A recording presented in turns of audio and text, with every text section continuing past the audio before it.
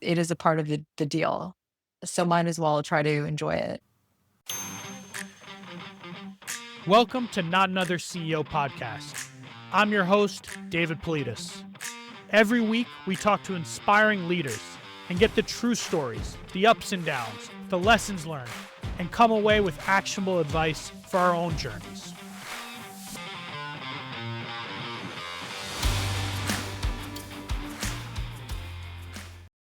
Today's guest is a true pioneer in the world of luxury lingerie and intimate apparel.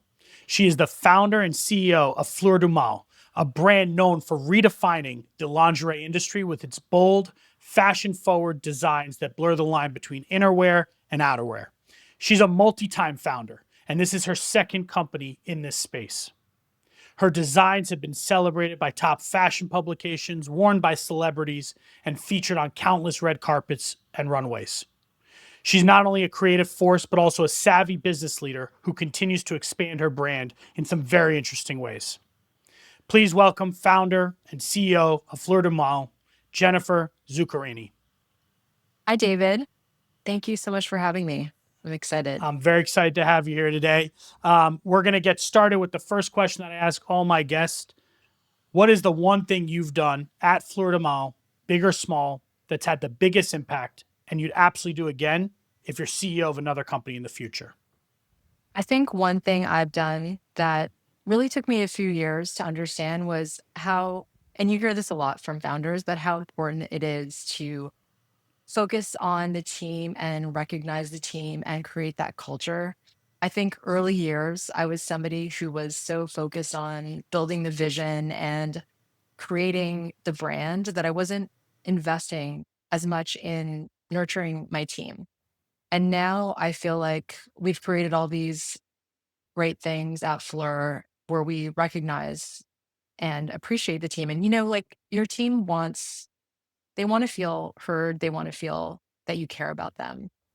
And I really changed my thinking about the way I approached this a few years ago. So we've added, we have different things that we do, but for example, we have employee of the season. So we recognize every season a new employee. Everyone kind of people like vote on it, but in the end, we try to look at it like not just the person who gets the most votes, but who really, from a management perspective, has stood out and contributed to the culture of Fleur. We celebrate everybody's birthday. So if it's someone's birthday, you get to pick. Like if David, we're like, what's your favorite thing for your birthday? You're like, I love chocolate cake. So we'll have chocolate cake for your birthday. Get everybody together. Um, Team drinks, team outings. We just had a spring equinox party. So I really have understood the value of investing and taking care of the team in that way and bringing people together. Yeah.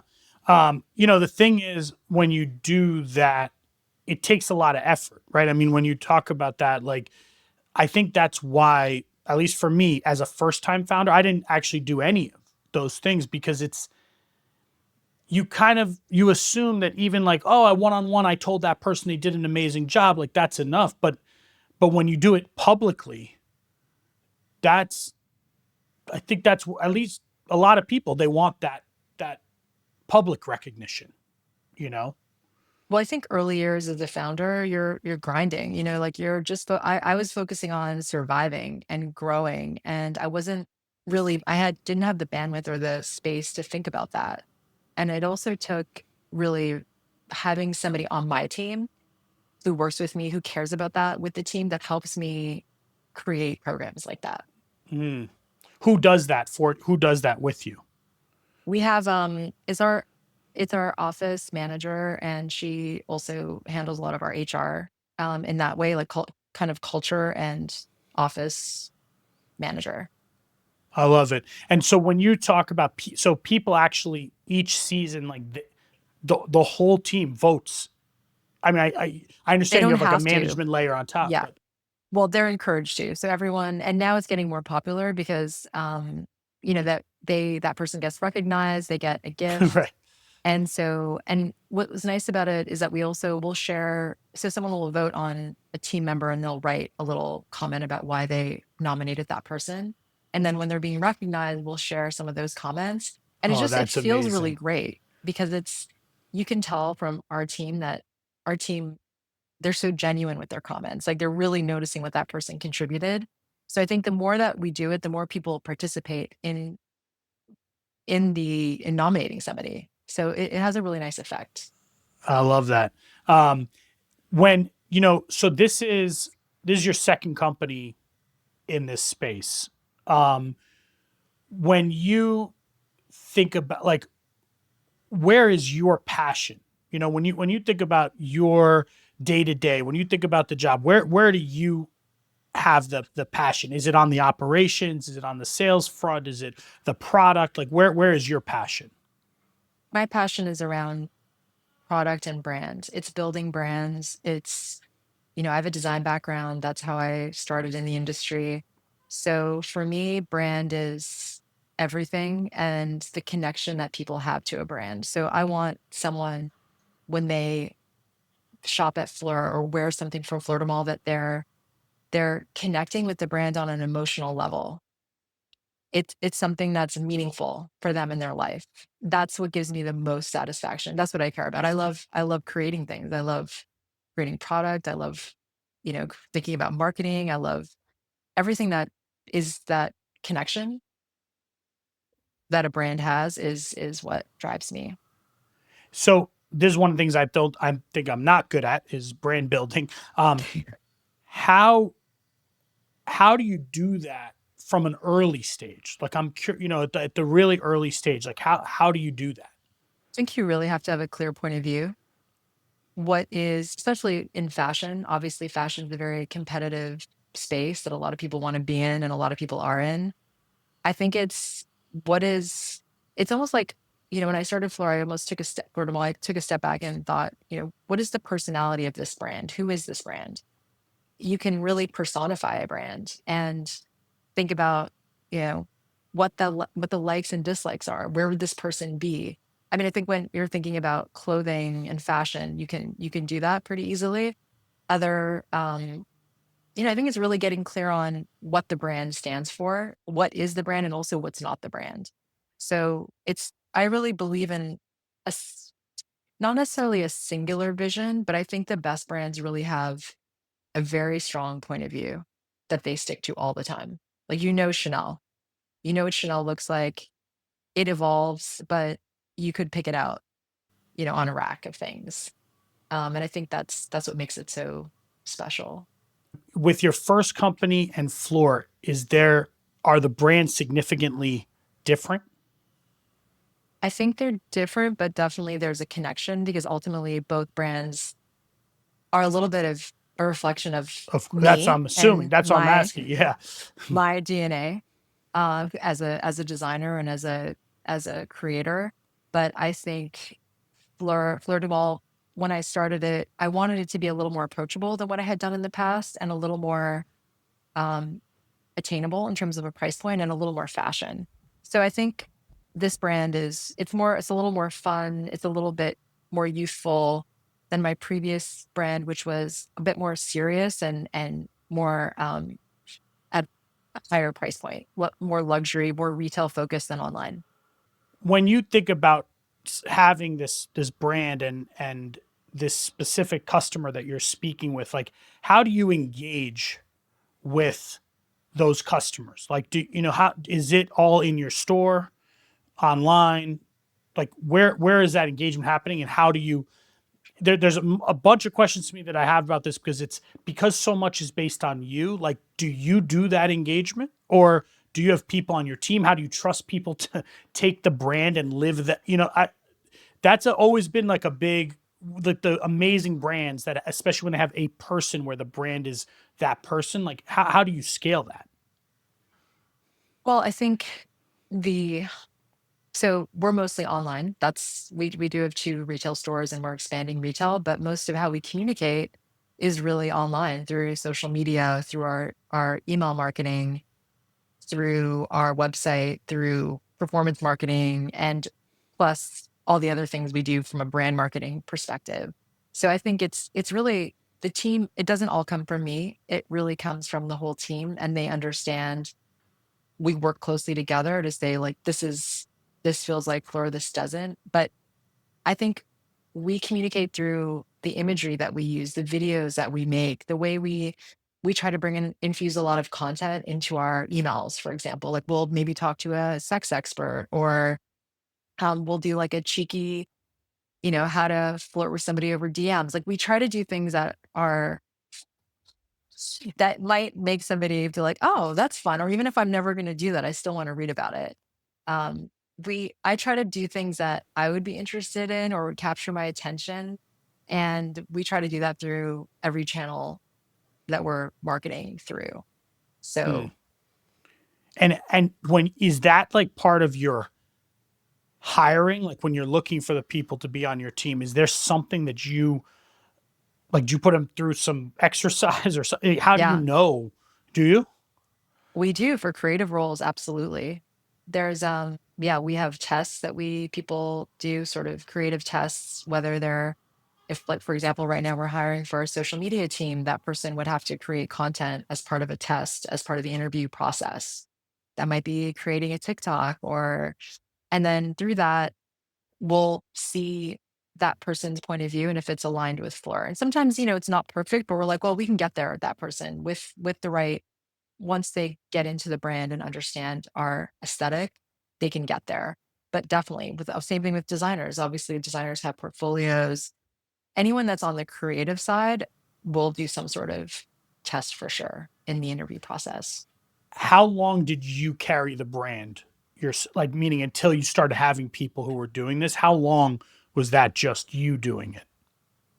Um, well, I'm still very involved in anything creative. I still approve every email, every social post, which is a little crazy, but I'm very protective of what we put out there because we have a really big email following, we have a big social following.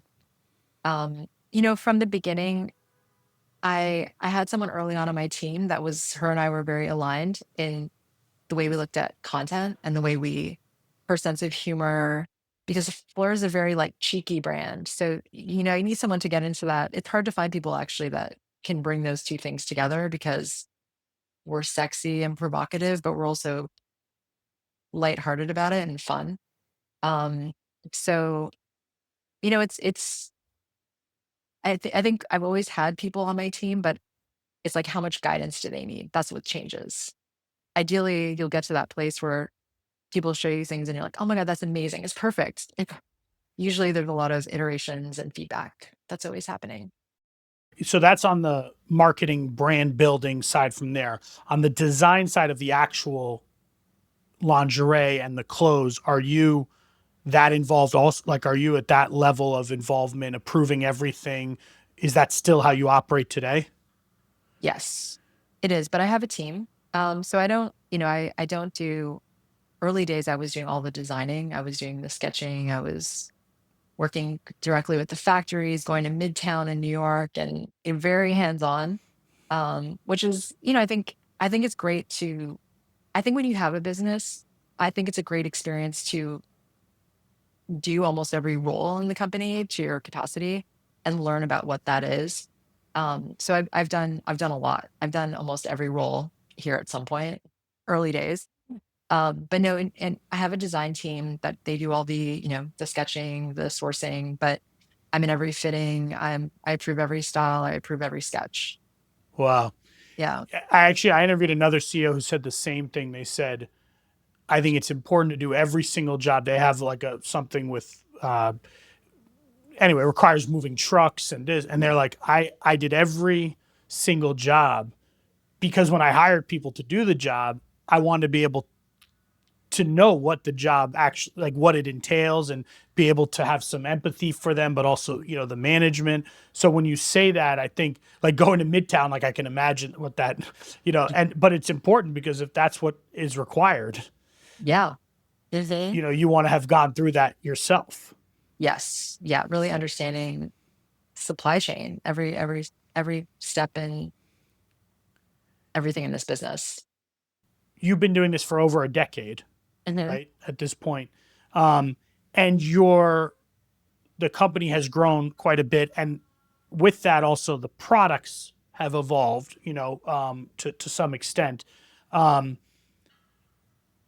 Can you talk a little bit, maybe just the whole maybe just to give everyone full context, who don't know the brand, where did you start? How have you evolved that? And kind of where did you layer in additional products along the way or lines? Yeah, so Fleur du Mal, when I started at the end of 2012, we were very much focused on, and still are, lingerie at the heart of everything that we do, and then clothing that really relates back to lingerie, that is inspired by it. So everything from slip dresses, bustiers, bodysuits. So I think, sweet spot is where those worlds overlap and how they inspire each other. But since then, we've really evolved to, we have a whole pleasure category. So I think about Fleur as everything to enhance your intimate life. And I'm very much inspired by desire and intimacy, and how that, which ultimately is about human connection. So to me, that's what I find interesting about what we do. So for example, we just launched a vibrator. We launched a toy in February. We already sold out of it, but we're getting more. Wow. Um, Wow. When we did our first call, you were about to launch yes, that. And wow. So it went well. It went it went well. well. It went well. We launched that right before Valentine's Day, and we sold out in a few weeks. We're getting our second. Actually, I think it just replenished, but and we started by testing carrying other brands, which we still do, and we probably will continue to do so, but to understand what was the appetite from our customer for that type of product. I mean, I knew that our customer wanted that from us, but it was a good way for us to test, like, what price points are working, what styles of toys are people looking for from us. And then it took us probably 2 years actually to come to market with our toy, because it was custom. We designed it. So, we had to create a mold. We had to test it. We had to go through testing different motors. We had one batch that we completely had to throw out because it was actually like, there was like this burning smell that was happening. And I was like, Oh my God. that's not okay. So and then sometimes the packaging, um, takes as long as the product. So we had to, create a box that was beautiful, but also it was really important for me that we didn't use any plastic anywhere. So we used basically a paper injected molds for the tray that the toy sits in. And that cost us more money. It took more time, but it was important for me not to have plastic. Wherever we cannot use plastic, I try not to. Wow. You said before you knew your customers wanted this from you. How did you know that? Through carrying other brands, and Got it. because Got it. Got it. we had been selling that type of product for a few years. Got it. So basically, that was your test to know, and it wasn't your brand, but you knew at least they wanted a vibrator from you.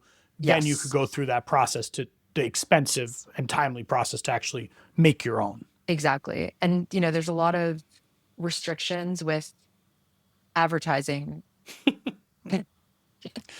toys. So you can't just run, we run a lot of, obviously, meta ads and Google ads, and Google especially is very strict about things. So it's how do we approach that and come up with a clever way of advertising the toy without actually speaking to it or showing it in a very explicit way. So how'd you do that? I like that's an interesting challenge. Yeah. The toy looks like a rose. It looks like a flower. Um, I think I have it here. Let's see.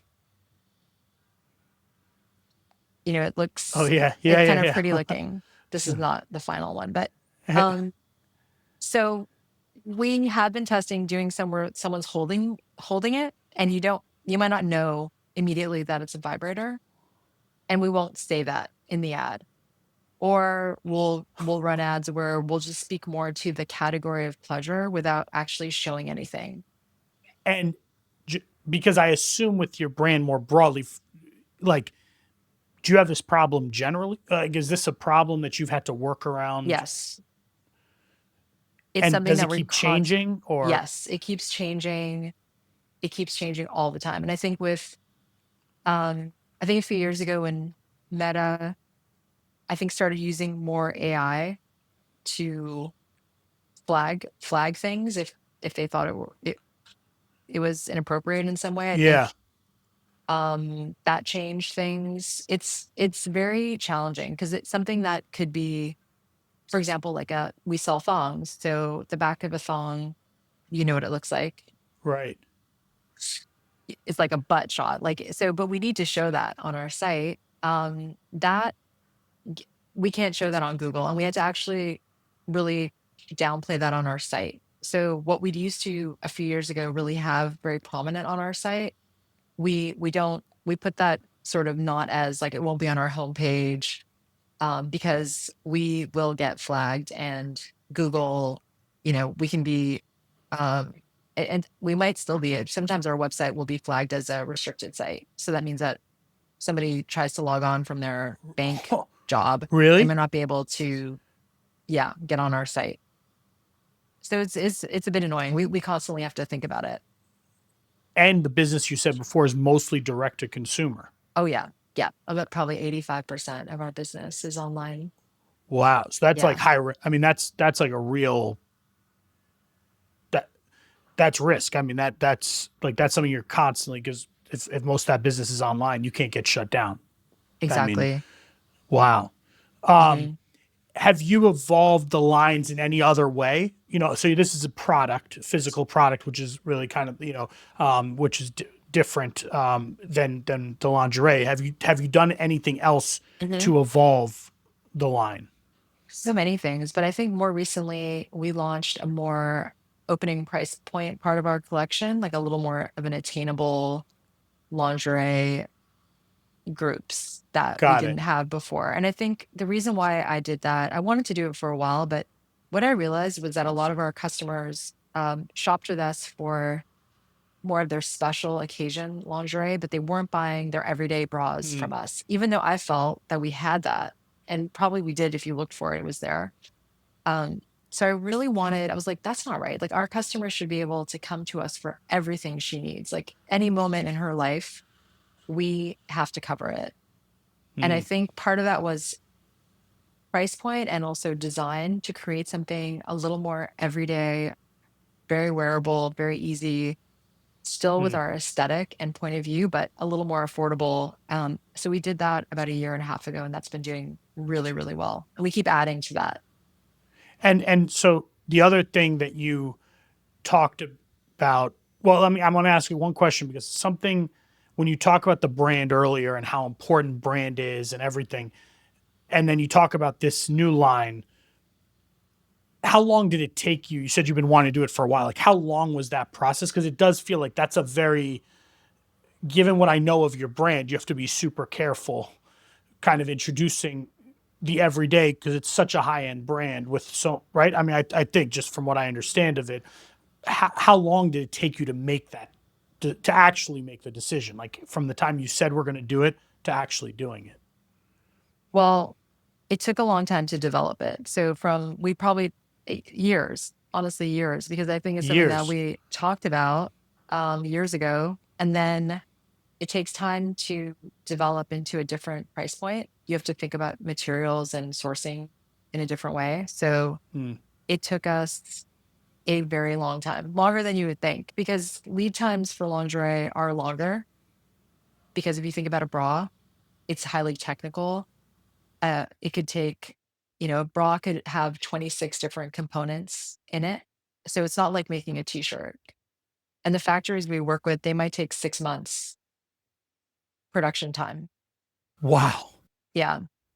Unfortunately, some people are faster, but generally that's, it's a long lead time. So to develop something new, it probably took us 2 years to get that and everything. You have to Wow. fit everything, and then we're trying to, we're expanding sizing. So with bras, one bra might have 40 different sizes that we're making. So we have to fit different sizes.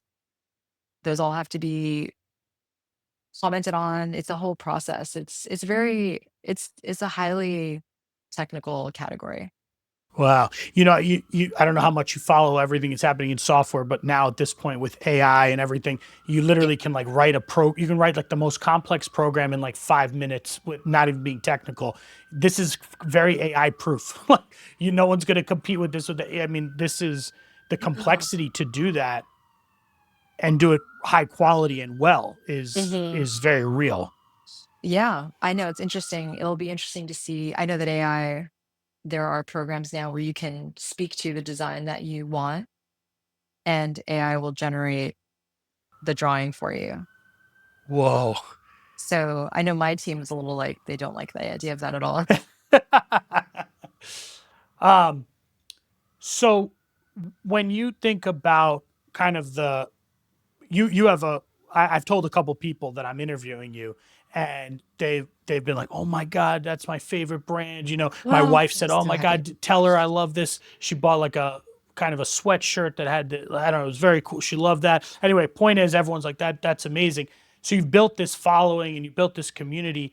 How do you nurture it on an ongoing basis? Like, is because it seems quite large to me. Like, is it Mm. all the emails that you talked about and the social media and all the stuff, like one to many? Is that the way to kind of engage that community on an ongoing basis?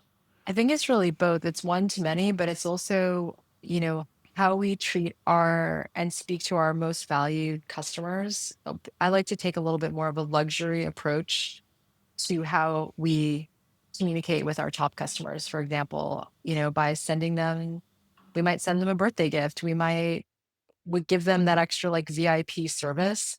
And then we do a lot of events too, which, I've done events all over, but we'll do things in New York. We might host a panel and bring together like a dating expert, a sex expert. We throw parties. I just did something in San Francisco, um, with a group of really powerful, amazing women in tech venture.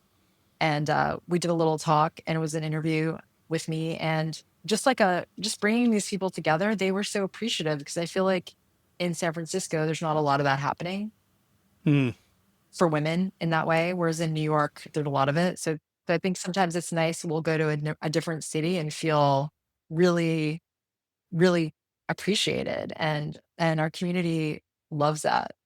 So it's like really, I love doing hosting dinners, parties, like all we do so many different types of events, and I really enjoy that. They're very fulfilling, and I'll meet people.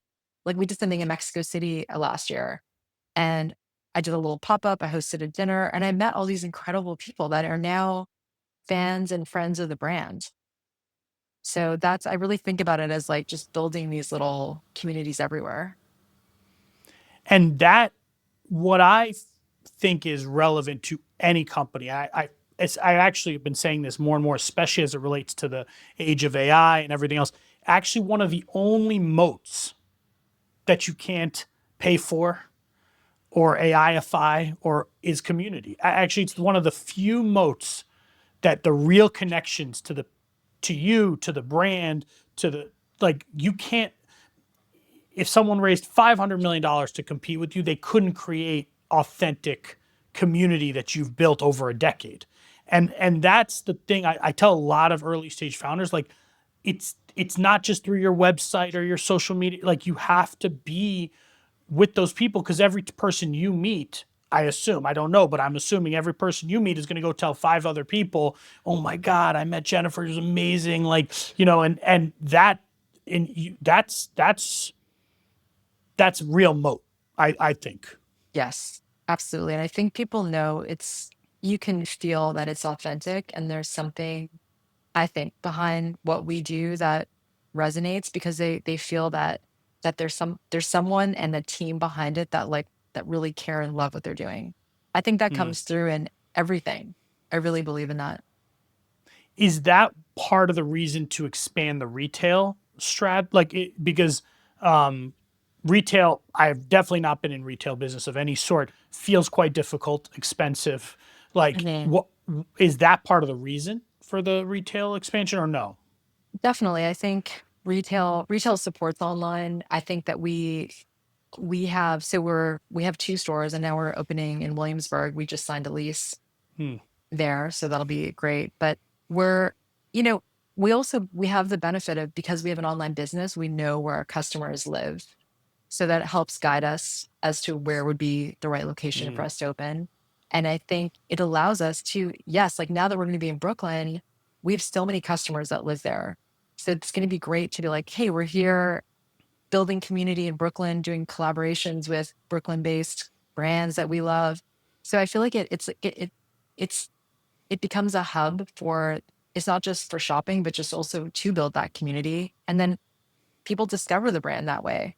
Or maybe they Hmm. wanted to shop online, but they didn't know their size and they want to come in and try something on. So I think it's one really supports the other. You have to be careful Hmm. with retail. I mean, retail can hurt you if you overexpand. So we're pretty thoughtful about it. Like I've been Yeah, looking because at Madison three for so stores in long. 10 Yeah. years, right? I Yeah, mean, that's not a lot. no, no, but well, that's, I feel like I've read things, again, not having been in the space, I feel like I've read things where people go so fast on expansion of retail, and that actually is the collapse of of the brand and the company. Mhm. It happens. It happens a lot. We're ramping things up a little faster now. So hopefully we'll open six or s- 6 or 8 stores over the next 2 years, in addition to what we already have. But Hmm. yes, that can hurt a company because, it's like also it takes a while for a store to ramp up and yeah, finding the team, training. And it's a lot of work. It's a lot of effort. But I love retail. I love both sides of the business. Hmm.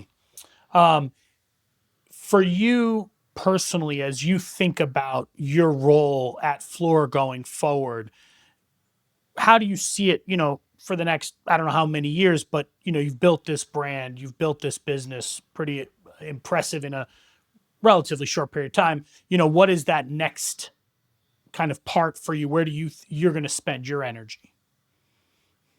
I'm really thinking about our team right now and how to elevate the team and bring the right people into Fleur so that I can focus a little more on the things that I love doing, which are everything around brand. So I want to spend more time on product. I want to spend more time on building community, putting myself out there as a founder. Um, all those areas, I want to be less involved with, operations, some parts to that, for Hmm. example. And Hmm. I'm not the person that runs operations, but I think there's certain areas that I'm still very involved in that I always want to know. I'm interested in every part of the business, but I would love a little more of my time freed up to focus on what I do best. As I'm sure Hmm. like every founder, I was listening to another CEO on a podcast who was saying, what's hard about being a founder is every problem that someone else doesn't want to deal with or can't figure out gets filtered back to you. Every single one in Yeah. every single department. And I was like, "Oh my god, that is so," yes, and that's why it's so annoying, because you're like, "Oh my god, this," you know, like, people will be like, "The alarm's going off in the store and nobody knows why. Can you call somebody?" Like, just random, whatever, like, every day there's just stuff like Yeah. that. So what do you think, what is that, how does it manifest itself for you kind of going forward? What do you think that mean? Like, do you think you're going to bring in more senior people from an operations perspective? Yes. So I'm hiring for a president, Hmm. at the moment. I just brought on a VP of digital.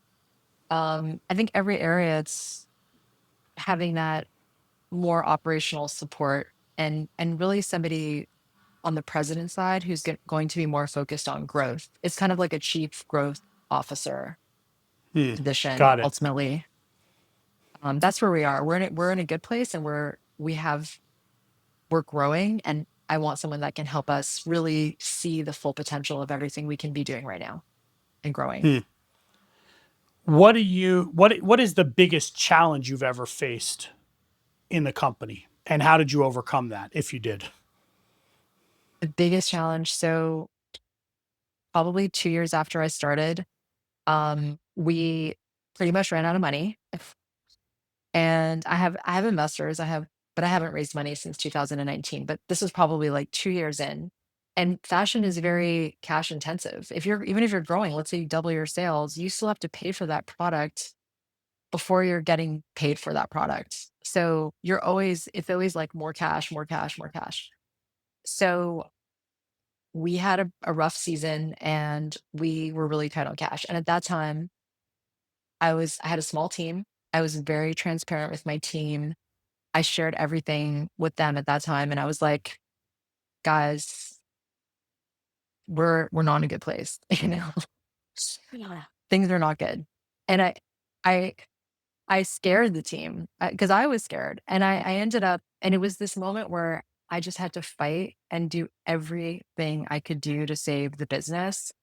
So I had to like, anyway, I ended up borrowing money from investors with interest and like figuring it out. I ended up delaying payroll by 2 days.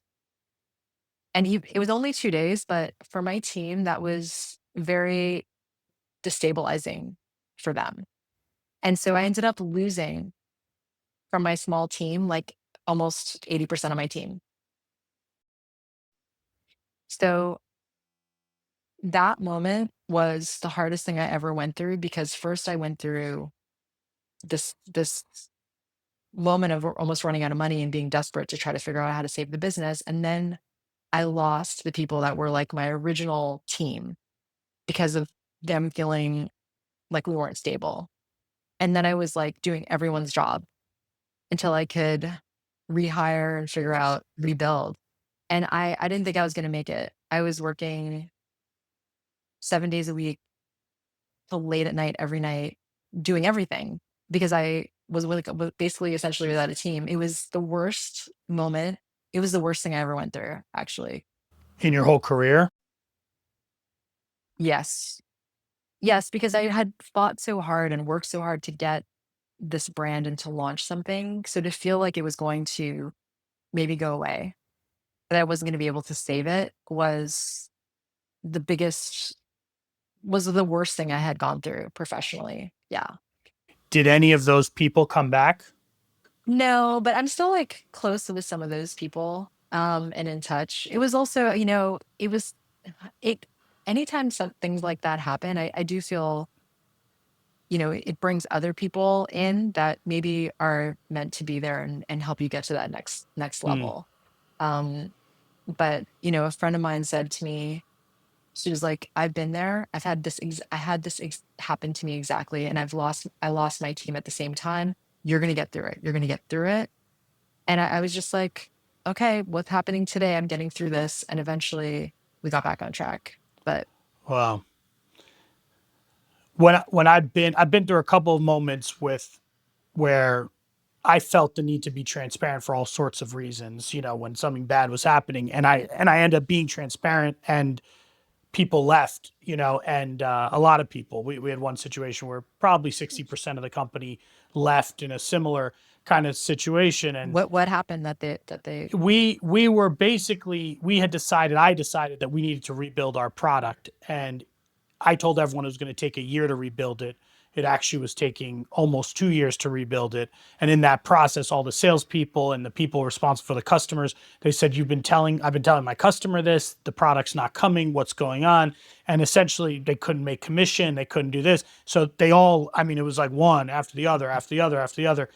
And I remember being very upset and actually angry at those people at that moment in time. And Yes. I reflect on it now and I say, if I were in their shoes, I probably would do this. I probably would do the same thing. And it kind of got me to that's actually been a major thing for me in my career. I think is when people used to quit on me, any company, I held it against them, like really, like especially the early days. I was like, I'm never gonna forget that, and and then and I would then I got to a point where I tried to save people. I'll give you a bonus. I'll do it. And now it's like if you want to leave, my view is better actually because I don't want to be responsible for you, staying and not really being passionate about it or anyway. So that's probably been one of my biggest maturations as a manager of people is being okay and almost like embracing it and saying,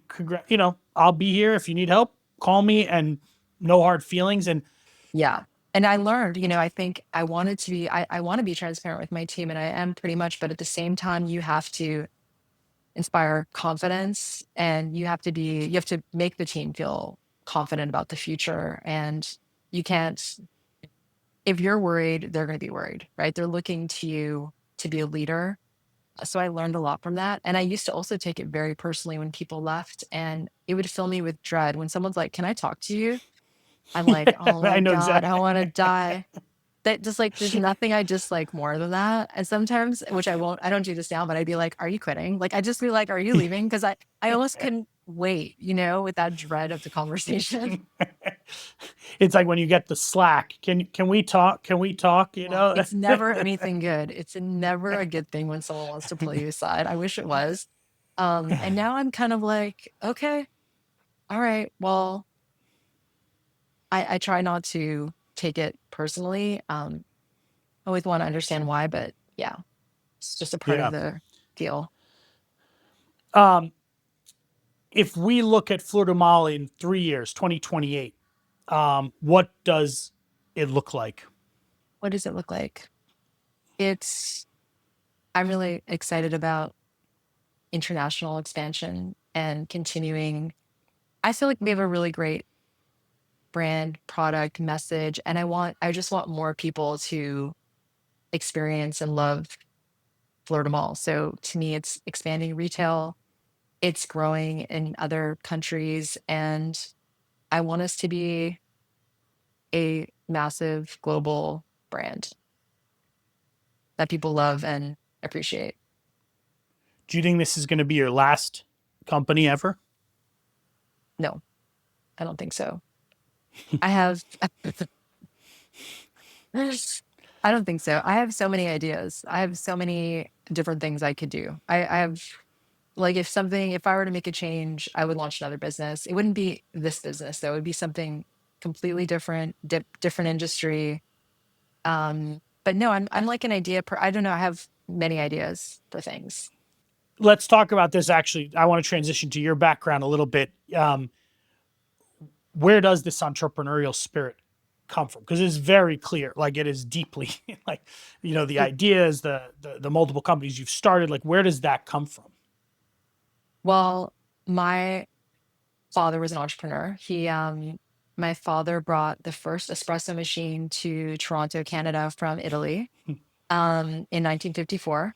So my parents were both immigrants, and Toronto at that time, I mean, everyone that I grew up with, like literally every single person I knew, their parents were immigrants. And it was a certain way of my father, his whole thing was work for yourself, create a business. We're three daughters, and he just desperately wanted us to take over the family business. That's all he Oh, cared that's about. He didn't really care if he wanted us to do well in school, but ultimately he was like, "I'm working for you to have this business." But I was like, "I don't want to import restaurant equipment. I want to be in fashion." Yeah. So I'm and on my we're three daughters, and my sisters and I were all entrepreneurs. And what my all of you. yeah, the Uh, three of us are. And my father always said to me growing up and to us, like, why would you ever want to work for somebody? Like, you need to do your own thing. And so I never thought about doing anything else but starting my own. And I knew I wanted to be in fashion from when I was about 8 years old. So in my mind, I was like, I'm going to be a designer. I'm going to start a brand. That's what I would write in my goals, like journal every year. That's that's all I thought about doing, actually. Um, so it was really instilled in me from a young age. so this is literally a dream job. I mean, this is Yes, it is my dream job, but it's tough. It's like it's my dream job, but it's not like easy in a way. It's easy in the sense of what I'm doing feels very clear, but it's full of effort. yeah, yeah. No, but this is what you. I mean, this is like what you wanted, both in terms of the fashion side and being an entrepreneur. You Yeah. kind of. have married those two things Hmm. together. Um, is who who's been you, or have you had a role model or kind of a mentor throughout your career in fashion? Like, do you have a person you've leaned on and learned from throughout that period? I think, from a younger age, definitely my sisters, and they're older than me. And one of my sisters, Janet, she owns 12 or 13 restaurants. And and both of my sisters are both very like independent, powerful entrepreneurs. And I think I always, when I was younger, looked to them and kind of followed them a little bit. My sisters have been mentors to me. I think, there's so many people in the fashion industry that I looked up to growing up that were, like very famous fashion designers that Mm. I always looked up to, like Alexander McQueen or Karl Lagerfeld or Stella McCartney years ago. And I don't know, I feel like there's been a lot of people that have been mentors to me. I have investors that are advisors to me that I can always go to that are very accomplished in the fashion industry. I feel like my one thing is I probably don't tap in enough to my network in that way for support because I have amazing people around me that want to help. I mean, I guess at this point, are you starting to be a mentor for other people coming up? Because I feel like at this point, that's your role kind of in fashion. Yeah, definitely. I try to think about that more and be available to people. So if, I have people reaching out, can you help me with or talk to me about starting a business, or I want to start a lingerie brand. I try to carve out time to, yeah, to offer advice where I can. Absolutely. Hmm. What is it deep down that drives you? Because, like you said, I said dream job. You said, well, still work is still effort, Yeah. which I think is true for any founder and any company that's growing. And like, what drives you? What keeps you? I always tell people my answer is always the same, which is my drive comes from people telling me I can't do something. Like, that's all I need. If someone says you can't do this, I'll probably work for 10 years just to prove one person wrong. It's like a very weird, I don't know why. I don't know where it comes from. I don't know, but that's like my drive. You know, where does your drive come from? To get through the period when you have no money, to get like, Hmm. where does that come from?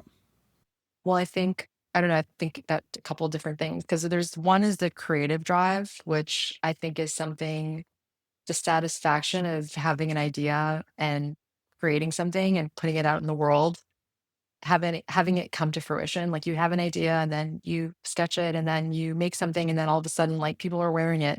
That's a very satisfying thing.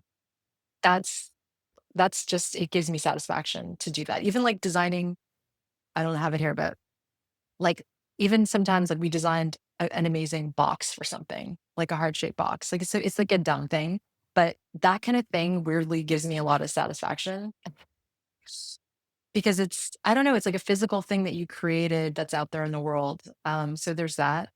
I think the drive, I feel that I I don't know where it comes from actually, to be honest. I felt a certain amount of confidence when I was younger around starting something, and I don't know, and it's probably like the naivete that you need to start something where you don't really know how like hard it's gonna be. And you're like, I'm gonna do this, it's gonna be amazing. It's gonna be so successful. That's what I thought. I thought, oh, I'm gonna start this brand and it's gonna be like incredible. It's gonna be so big in 3 years. And it took a lot longer. But I also realized that to build something meaningful, it takes time. And that's okay. So I don't know. The drive, I'm very, I'm competitive. I want to win. I want to build something that is bigger. I don't want to have like a little niche business. So that drives me to keep growing. Growth is always like my nemesis. It's like I'm always thinking about that. what uh what does your dad think, or what did he that is, uh, you know about your success? Unfortunately, he passed away in Oh, I'm sorry. 2000. Yeah, no. So he didn't get to see me as a professional. I was still in, well, I was, yeah, I was still in school when he passed Oh, away. wow. Wow. Um, but I think he'd be proud of me. I'm sure. I'm sure. Well, that it's so, it's so interesting when you say that, like you never thought of doing anything but starting a business. Like that's such an amazing, it's so deeply embedded. I think, I've interviewed a number of people who are first generation whose parents were both immigrants, and so many actually have this exact, it's Yes. been one of the most common for the immigrants, for the first generation, people I've interviewed, founders. It's it's like the immigrant mentality that they saw firsthand. And I think there's some, I mean, that's for me. My dad's from Greece, my mom's from Israel. They came here. My dad always had his own businesses, and it was that kind of thing. Like, why wouldn't I do this? So it's amazing how deep that goes. Yes. Yeah, it's ingrained, it's in there. And it's hard. It's, yeah, I mean, I could never imagine my father would have given up on something. Yeah. He would not have. He'd be like, I'm going, I mean, of course things happen, but he was such a fighter in that way. Yeah. um okay, last question. Knowing everything you know today through your multiple companies, the successes, the failures, what is the one piece of advice that you would go back to the very beginning of your career, and what would you tell yourself? It's funny because when you said, well, you're kind of doing your dream job and you brought it all together and isn't that amazing? I think it's to try to appreciate that and try to enjoy those moments and don't feel so. I think I spent so many years just working and hustling and maybe sometimes not being happy, even though here I was doing this thing I've always wanted to do. Why was I not feeling satisfied with that? And I think that's something I would want to go back and tell myself, like, those moments, even though they were difficult, they were great. And it's really a shift. It's your attitude. It's how you wake up and want to approach the day. You could go into your day and make it the best day or the worst day. It's all in your head. So is how I think about it. So I wish I could have told myself that earlier. And not to say that I haven't enjoyed all of it, but you know, there's times that I've been less happy. A number of people have said something along similar lines where they said kind of enjoy the journey and enjoy the process, because actually the journey is where the hard days and the hard things and the is where you get a lot of the most memorable experiences, or most, right? I mean, Yes. um It's like working out. I changed the way I think about working out many years ago, where before, and a lot of people do this, you say, if I go work out, I'm going to reward myself with, I don't know, whatever, a muffin or something, or whatever you're going right. to do. And so it's not about the workout, it's about the reward after the workout. Whereas taking pleasure in Hmm. actually like the workout, which I actually do, I know it's tough, but I enjoy it when I'm in it. It changes everything because you're not just like trying to, oh my thing froze. You're not just trying to get through something. You're in the That's moment a good enjoying it. analogy. That's a good, because you are actually, when you're thinking about building a business, you're building a lot of muscles. You are actually working. I talked to someone the other day who was a multi-time CEO, and he just came CEO again, and he said, I had to rework on my CEO muscles. And it's kind of true in this case of, like, the muscles you gain, it's working out, but it can be fun, problem solving and dealing, but you have to have a very different kind of viewpoint, on it. Exactly. And you know, I used to, I mean, I struggle with this now, but I would say, oh, I don't like the HR part of like, I don't want to deal with HR things. Like, I just, ugh, I don't like that. And I was speaking to a coach that I work with sometimes, and she said, HR is people, like that's your company. guess what? Like that's never gonna go away. And I was like, yeah, oh, you're right. You're right. I can't just try to like put this aside. Like you deal with that. I don't it is a part of the deal. So might as well try to enjoy it. If people want to get in touch with you, what is the best channel to do that? Probably Instagram or Instagram, Instagram or LinkedIn. Instagram, I'm at Jennifer Zuccarini. awesome. Jennifer, thank you for doing this with me. I've learned a lot in the process of preparing for this and interviewing you. And you have a rabid following from what I can tell people. People I love that. love the brand. And I'm going to get a lot of new people listening to this podcast, I think, because of this interview. So thank you so much for doing this. And I really appreciate it. I think I appreciate how open you've been and just sharing the story and your lesson. So thank you very much. Thank you. It was such a pleasure. I loved speaking with you, David. So thank you for having me on. Awesome. Awesome. Well, everyone, I hope you enjoyed. If you did, please share this with your networks, and we'll see you for the next episode of Not Another CEO Podcast. That's a wrap for this week's episode of Not Another CEO Podcast. Thanks for joining. For show notes and more, please visit notanotherceopodcast.com. We'll see you next week.